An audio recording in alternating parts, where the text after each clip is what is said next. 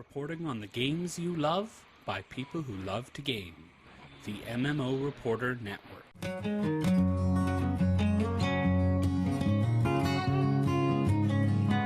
Hello, and welcome to episode 35 of the Happy Hearthstone podcast, the longest running Hearthstone podcast in the history of space, time, cards, and everything else. I am your substitute host, Scott Lantz, aka Slants, and this week I'm joined by our other substitute host, Redbeard. Hello, Scott, and hello, listeners.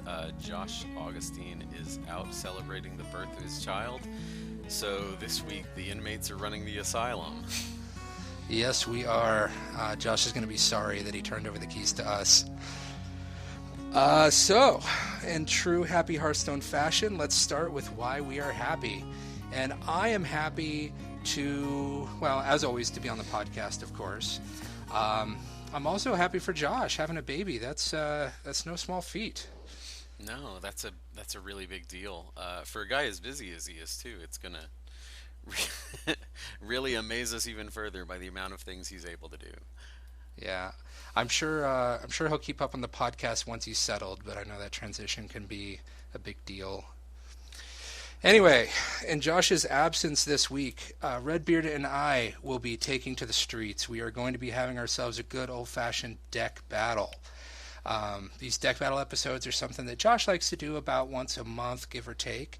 And so the typical formula is Josh plays the reigning champion deck, and the guest host brings on their favorite deck onto the show and challenges that champion.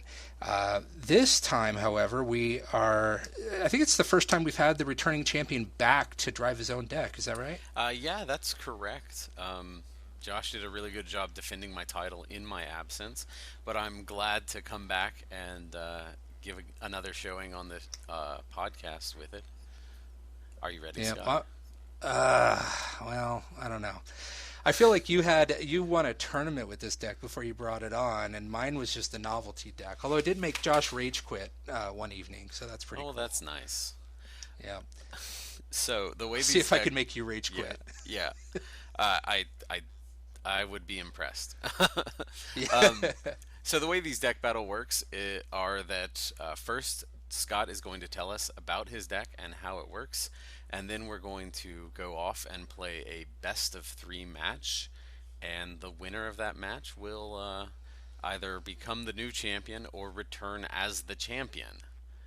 And since Scott is here with his new deck, he's put together his full deck list along with some commentary for the deck he's going to be playing today so that you can build it at home and try it out in your local casual, ranked, or friendly games. And all of that will be posted on GameDiplomat.com after the episode goes up and alongside it. So, Scott, why don't you tell us the theme of your deck before people run off to start building it right away? So the theme of this thing, I call it Survival Paladin, and it's got this gimmick where most of the creatures in the deck have either Divine Shield or something that kind of doubles along those lines, like a Harvest Golem that can come back to life when killed. It also runs Redemption, so that if something does die, it'll spring right back to life. And it's got like an Argent Protector to be able to sprinkle some around. I also recently fortified it with some taunt creatures, because I was finding out that when I played it online, I was just getting steamrolled by aggro decks. So to try to make it a little more general purpose, it now has some aggro and some taunt and a little bit of healing as well. All right, that sounds pretty good. Resilient minions, keep yourself aboard.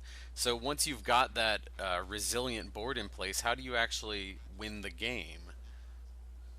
Well, and it's honestly, I guess it's kind of like a weenie deck from Magic.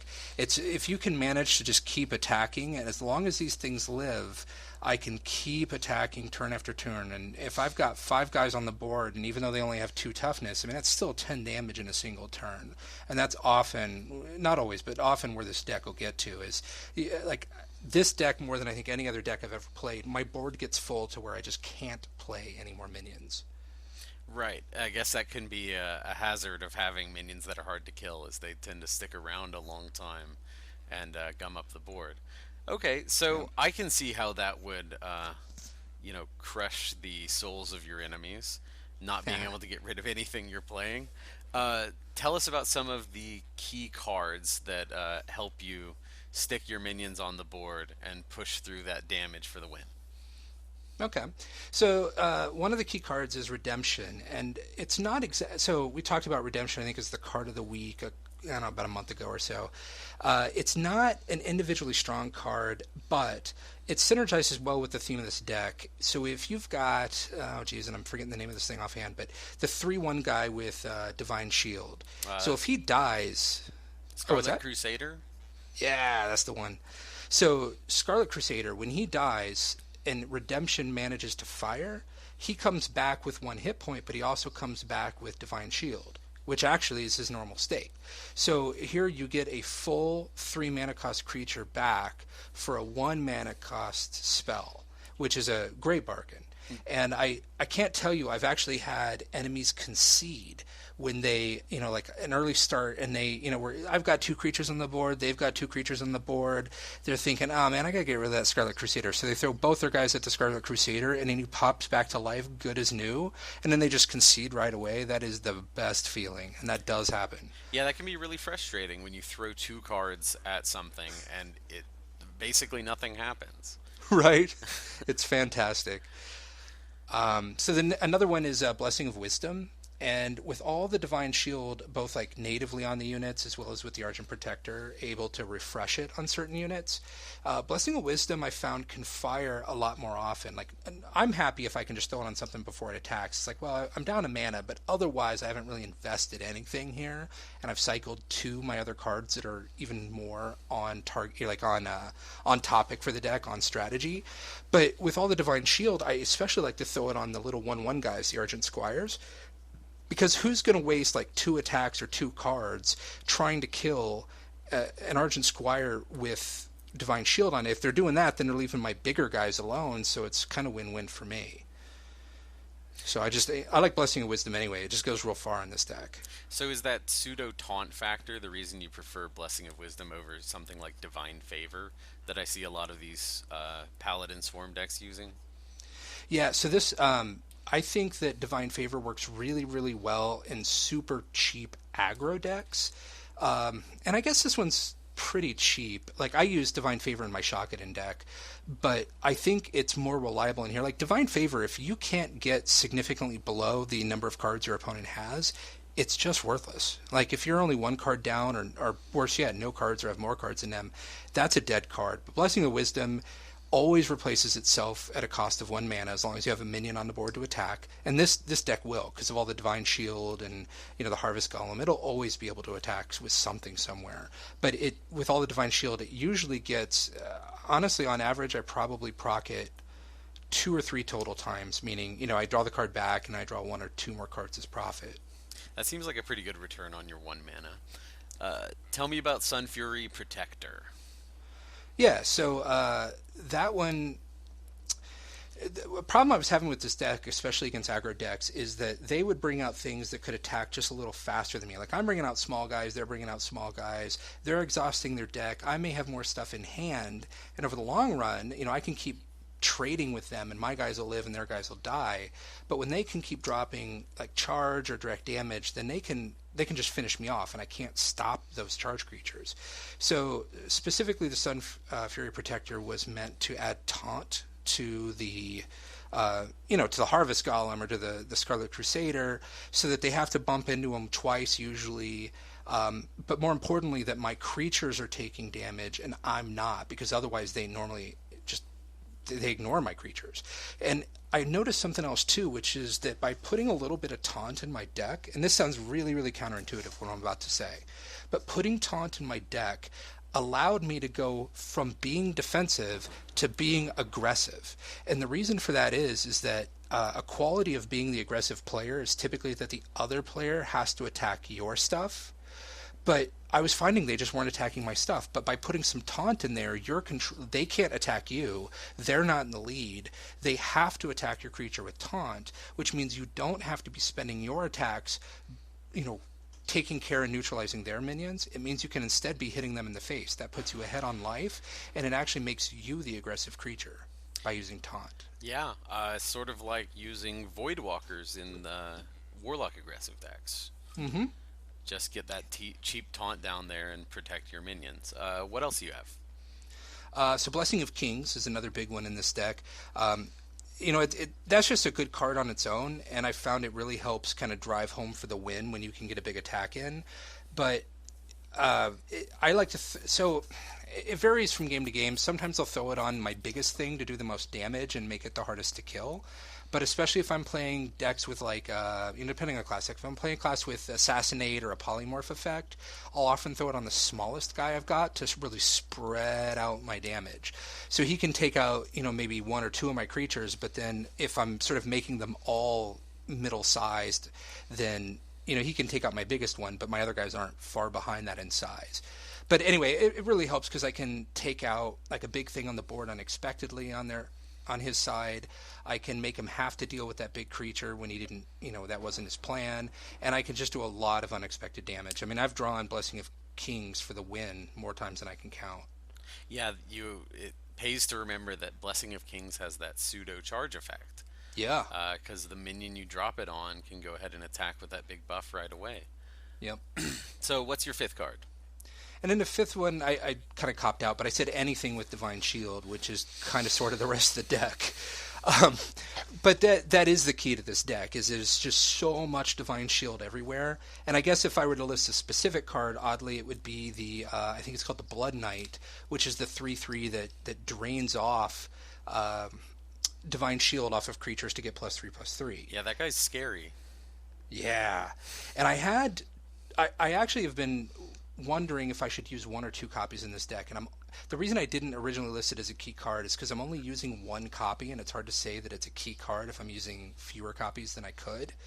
But the idea is that with that one copy, I will pretty much always get the mileage I want. Like if I have two of them, they're competing with each other. Like if I drop one, he's going to drain off all the Divine Shield on the board, but then there's nothing to drain for the second one. So just to make sure I get the most value out of playing that card, because he's actually kind of against the deck concept, not promoting it, I put one in. And I don't know if that's the right decision or not, but anyway, that could be debatably considered a key card. Well, they do tend to get worse in multiples. Yeah. Since the first one eats all the Divine Shields. Exactly. All right, sounds like you've put a lot of thought into this deck. I'm looking forward to our upcoming match. As a reminder, the defending champion is me, and the defending champion deck is my Barbarian Warrior deck. Feel free to refer back to episode 29 if you want to listen to the notes about that deck. And I've already held off one challenger so far. So I'm excited to see how your Survival Paladin can take on my tournament winning deck. I know, man. I'll be honest with you. I think this is where I'm supposed to taunt you and tell you how I'm going to kick your butt, but I'm a little scared. It is where you're supposed to do that. And let me tell you, I've taken down, counting the tournament, 5 comers with this deck, and I am not about to stop. Yeah, I should have brought my best tournament caliber deck, but here I am with this thing. All right. Well, are we ready to do this? Yeah, let's do this. All right, I'll see you on the other side. Okay.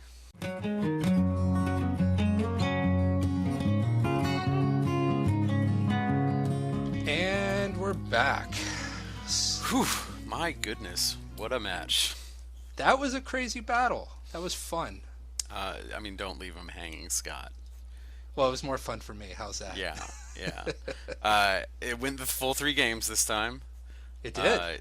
Quite epic. And you started off beating me down, as your deck does. Oh, yeah, that first game was very, very strong showing for the Barbarian, and I was afraid it was going to be another one of the thrashings. But, those number 2 and number 3, it just went to that long game, and I had nothing for you.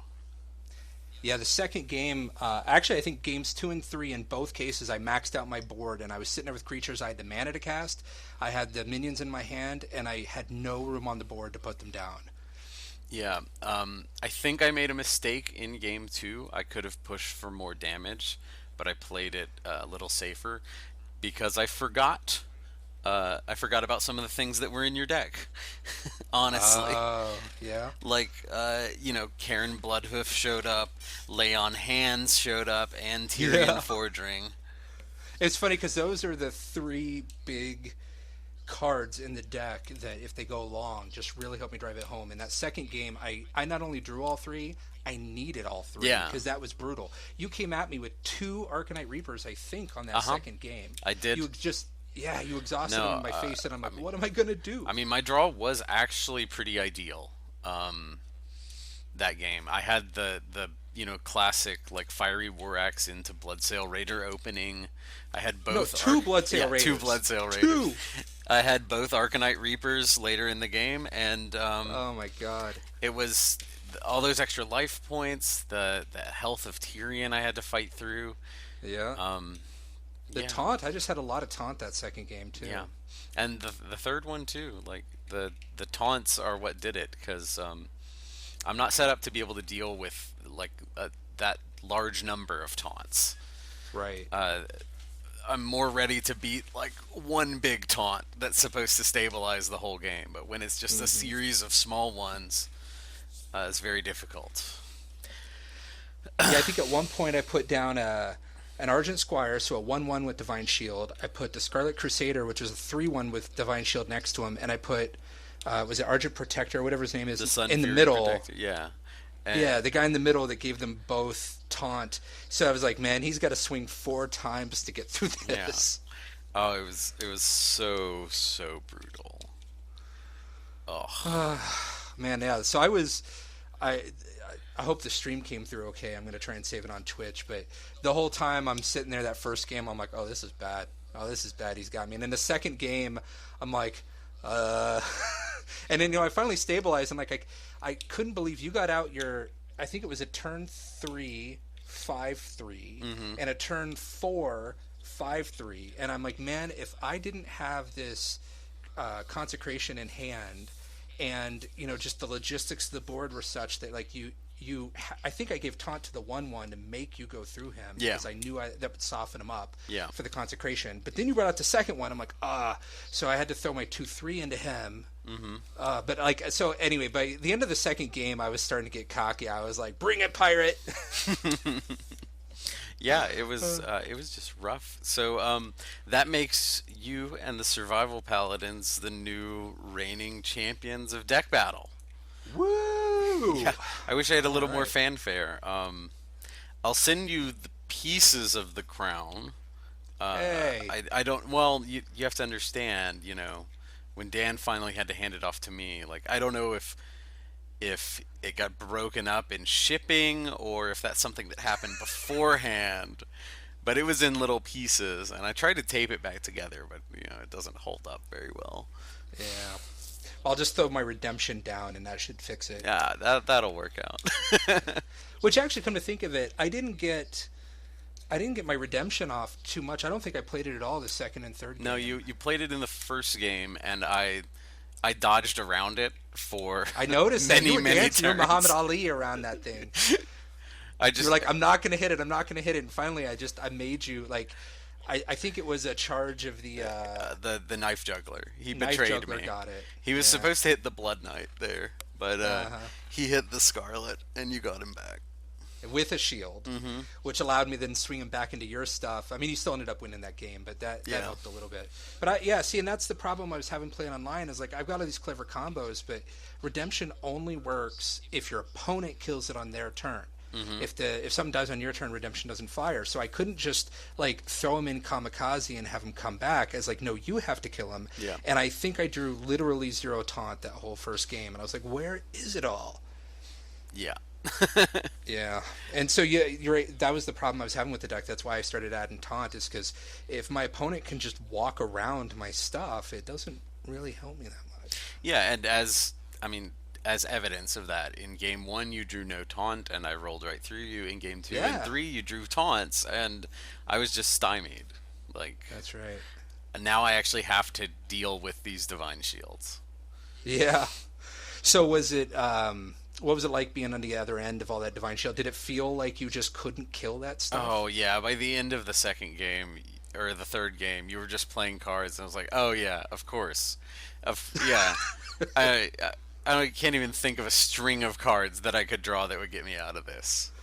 Yeah, that's by the end of that third game, you were playing like your was it Argent Commander, and I was like, that's a good card. Normally, I mean, it's Yeah. like, I mean, you needed like a consecration or something. Yeah, and I don't have anything like that. Well, right, yeah, you're a warrior. I guess Whirlwind. Whirlwind or... actually would have been good against that particular board because Yeah. most of it was 1 health. But Right. I really wanted a brawl, and I forgot to put that in Oh, my yeah. deck. I was playing some guy the other day, and he let me get to a full he was letting me get to a full board state. I'm like, why is he not playing anything? And then he was at 5 mana, and he still didn't do anything. I'm like, oh, he's trying to be clever and go for the 6-turn brawl here because he's going to kill all my things except one. But I'm like, you know what? I'm just going to go for it. So I like flushed my hand, and it was I think it was the same deck. But I didn't have a whole lot of the survival stuff going on that time. They were just just like normal drops, and I got him down to like 3 hit points, and I think he had the brawl, but he just conceded because like, okay, so one thing lives and it still just kills him next turn. Yeah. Yeah. All right. Enough running over the thrashing you gave me in our heads. Let's move on to the community segment now. Fair enough. If that's okay with you, Scott. Yep. Do you want to read the question? Sure thing. Our question this episode comes from Rachel R. She wants to know, are there any iOS or Android apps out there that you found useful for deck construction and management? I saw some out there, but most had pretty bad reviews. I can handle this from the Android end of things. I looked into it on Google Play, and I found an app called Spellbook Hearthstone. It has a news feature where it gives you the Blizzard Hearthstone news feed, a card database, and a deck builder function. Pretty functional. It's free, minimal ads. I think you can pay a couple bucks to upgrade to an ad-free version. But I've used the little I've used it. It's served its purpose for me. What about iOS, Scott? Yeah, so I likewise have done some research on iOS, and I downloaded a few in the early days of Hearthstone, but as would be expected from the early days, they were kind of bad and not really worth using. So, here I am thinking it's a year in, there's going to be better apps. I'm looking through them, I'm looking through reviews. I actually downloaded a couple, paid for a couple. Don't do it. They're all bad. They're horrible. I can't believe it. I can't believe that nobody has put out a decent app yet. It's amazing, at least for iOS. So I haven't tried this myself, and I should have before the show. But if Hearthpwn or Hearthhead is usable on a mobile device, that's probably going to be your best bet. But right now I think it's a gap out there in the apps that none of them are very good yet. My experience with that is you can use Hearthstone on most mobile devices, especially if you download Firefox onto your phone instead of trying to use the onboard browser. But it is difficult because you're navigating on a very small screen. It's not ideal, but it can work. Your other option is, of course, just to take down notes for deck management in your sticky or whatever text file and transfer them to the game when you get home. Yep, that's true. Or we can all just wait for the game itself, Hearthstone, to come to our mobile platforms. I'm pretty excited. Yeah, or WoW had the mobile armory that had kind of tapped into a bunch of in-game features. I could imagine, as I'm speculating here, but I can imagine that like within the next year or two, Blizzard releasing a mobile app to say let you do deck building or check your daily quests, or just like browse your collection or buy packs for that matter, all through your phone. I think playing on a small screen might be a tall order, but I could see them allowing some of the peripheral functionality of the game. Yeah, nothing like that yet, but let's hope something's coming down the pipe. In Blizzard, let's petition we trust. Yeah. Moving on, we have 2 iTunes reviews for you to this episode, starting with Andrew Kuhar, 5 stars. He says, even way back when, from his time on the PC Gamer podcast, Josh has always provided solid commentary in this format. He's come into his own here as an excellent and positive host, asking good questions and getting really meaningful information out of his guests. Being in the midst of learning how to excel at Hearthstone myself, finding this podcast couldn't have come at a better time. I've been on and off with this game, admittedly, but this podcast has helped me reconsider past rage quits by offering practical wisdom, game theory, and constructive tips. I feel like I'm learning more with every episode and seeing Hearthstone with a fresh perspective. Keep up the great work. And let me add his commentary. It's it's a lot easier for Josh to get wisdom out of his guests when they're so wise and talented as the ones he's been bringing on lately. Am I right, Scott? I know. Yeah, he's got really, really good judgment and guests. It's amazing. All right, Scott, will you read the next one? Yeah, so this is by No Good. It says, this is hands down the best podcast dedicated to a single game. Like that, that's a tall statement. That's a high praise. Yeah, like the title says, the first episode I listened to, Card Evaluation, increased my skill level to the point where I advanced 4 ranks. I would say I'm 2 to 3 times, or I win 2 to 3 times more games. That's pretty big too. Mm-hmm. No podcast has ever increased my skill in any game like this one. Well, that episode in particular must have had an exceptionally good co-host. Yeah, I can imagine. If you want to learn more about Hearthstone, you've come to the right podcast. Thanks, guys. Anthony. So thank you all for your gracious reviews, and we'll make sure to pass that praise on to Josh. Make sure that if you haven't already, you get into the iTunes store and submit a review of this podcast, because it helps get our voices out to the masses even more. That's right, and actually that's very true, because I know that the more listeners Josh has, the more he's inclined to put even more effort into it, and he puts a lot already.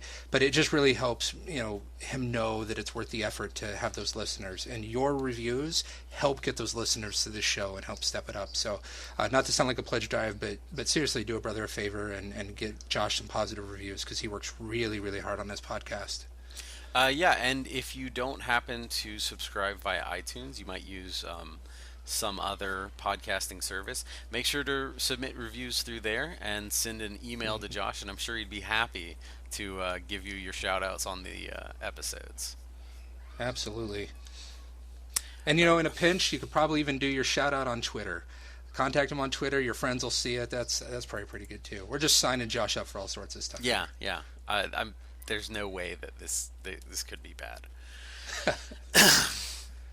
So, all right. What's up next, Scott? Well, somebody, we didn't quite make the deal this way, but we should have, to where the loser has to sing the Card of the Week song. I think that's our rule this week. Yeah, okay. All right, here we go. Card of the Week. Card of the Week. Scott and Redbeard here for Josh Augustine, bringing you the Card of the Week. Awesome. Thanks for the backup there. That was a little bit good. of percussion. Yeah. Totally ad-libbed, by the way. True story. Yeah. So our card this week is Jungle Panther. It's a neutral minion, 3 mana, a 4/2 with stealth. And Scott, you chose this one, so I'm going to let you lead it off. I did, and I want to start by saying I get that it's a little boring for a card of the week. Normally we try to pick something with interesting abilities or something, and here's just a 4/2 stealth. But the reason I wanted to make this the card of the week is I have recently been getting more and more and more respect for this card. Originally, its low toughness kind of scared me away. I think after playing, I focused on aggro decks pretty heavily for a couple of months, and that gave me an appreciation, but then I started seeing more and more circumstances where it's good. It's got a number of qualities, but the high power, like the 4 power for 3 mana is pretty good. Stealth is kind of a poor man's charge, meaning it's probably going to live to get to attack, whereas a lot of minions, especially high-powered, low-toughness creatures, are vulnerable to being killed before they attack. And I like it. I removed one of my 4 mana cost 3/3 Divine Shield guys out of my Survival Paladin deck and put in a Jungle Panther.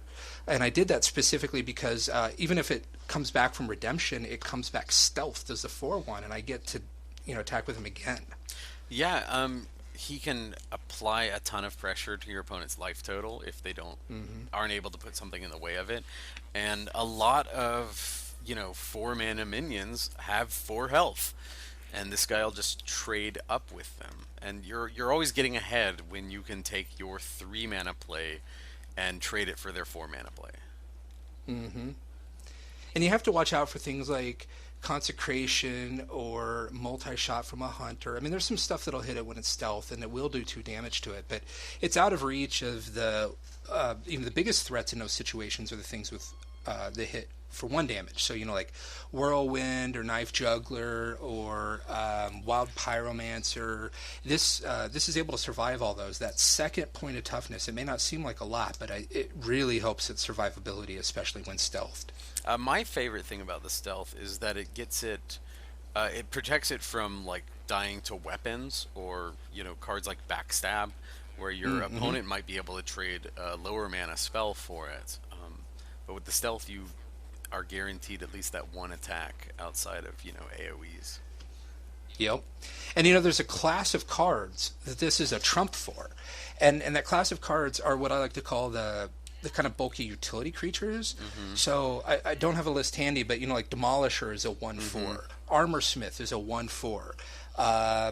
There's a bunch of 1/3s like Northshire Cleric or Acolyte of Pain. It's awesome against Imp Master, which comes into play as a 1/5 but becomes a 1/4 at the end of the turn. This thing will bring it down in 1 hit and keep ticking. So like that whole class of low power, high toughness utility creatures, this thing will kill one of those and keep going, even though it's only got 2 toughness. Yeah, so listeners, if you haven't caught on to the train yet, Jungle Panther Secret Technology. Jungle Panther train, woo woo! And it's really good in Arena too. Don't forget that. All right, that great show this week, Scott. We're going to move into the closing now. We'll be posting full show notes along with links to all the videos, trailers, and information we have about Hearthstone on the blog www.gamediplomat.com. Just swing by there and click Hearthstone at the top. Next show will probably be Adam coming on to talk about how to adjust your deck based on what you're playing against. And Josh wants us to let you know that if the next episode is a little bit delayed, it's because, babies. Babies. What are you going to do? Yeah, I mean, you can't live with them. Yeah, basically that's it. Not in any sort of human way. So, if you want to watch the video streams of our battle today, you can go to Slant's Twitch channel at twitch.tv/Slants76, where he'll have it as a highlight, or you can go to my YouTube channel at youtube.com/user/redbeardplays, where I'll be posting the game videos, and periodically I post other Hearthstone videos that I happen to create, always with my own particular brand of commentary. As always, you can participate in the show's Google Plus community, which you can join by going to Google Plus and searching for Happy Hearthstone. There's also constant strategies and card debates going on in there, so it's worth checking out. As always, we'd love to know what you thought of the show, what you'd like to see added for future episodes, so send your feedback through whatever channel you please, Google Plus, Twitter, email, or just leave a comment on the blog at gamediplomat.com. Scott, you want to know how the folks out there can contact you? Yeah, send me a tweet on Twitter at Slants76. That's SLANTZ 76. I've been more active on Twitter. It's pretty cool. Probably about 2-3 months ago, I started becoming more active, in large part to this podcast, and it's been great. People asking questions, and I post various screenshots from Hearthstone of just crazy game states. I think I posted one the other day where my opponent had, and I'm not exaggerating, 5 giants on the board. I got him down to 2 hit points and thought I was going to close it out before he could hit me. He brings out a Lord Jiraxix, gets up to 15 hit points again, and I still managed to win by top decking a Blessing of Kings. So screenshot of that on Twitter, which is fun. Also, my Twitch channel is Slants76. I don't stream all that often. I do from time to time. But I do save highlights of the best stuff, so those are kind of fun to watch, and the highlight of this match will be there as well. Personally, I'd like to apologize to anyone who followed me on Twitch after my last episode. My hardware decided to, have some sort of nervous breakdown, so I'm not able to stream right now. But I am on YouTube. You can find me by searching William Stevenson or at the URL Redbeard Plays. I'm also new to Twitter at WStevenson86. That's WSTEPHENSON 86, just like my name. So if people start sending me messages on there, I might become more active the way that Scott here has. Well, I'll tell you, man, it was fun playing you. This is, for the audience if they didn't pick it up, Redbeard and I pretty much just met tonight doing this episode, but I think, good chemistry, and I had a lot of fun playing you, man. Those were really good games. Yeah, those were really tight. I feel like I was playing some of the best Hearthstone in my life, and still not quite getting there. Well, I had a lot of fun, and this sounds cheesy, but I actually mean it. Like, deep into that third game, it occurred to me, like, I don't care if I win or lose. This is awesome. This is good Hearthstone right here. Yeah, like, this is as good as it gets. You don't get a chance to play like serious like that very often, because there's hardly ever anything on the line. Yeah, and it was a close match. It was a good opponent. It had all this build up which you don't normally have. It was a lot of fun. Yeah, I think I actually forgot to well played you at the end of game 2 because I was so into the match. Like I was just thinking about getting into the next one and what I did wrong in that one. And that's I had the luxury of kicking back on that one. So, all right. Yeah, thanks for joining us as we fumbled through an episode in Josh's absence. I'm sure he's going to edit this together and make us sound like real podcasting pros. Good luck with that. Yeah, and thanks again for visiting the Happy Hearthstone and having a little fun with us. And hopefully we'll see you next time. Bye. See you, everybody.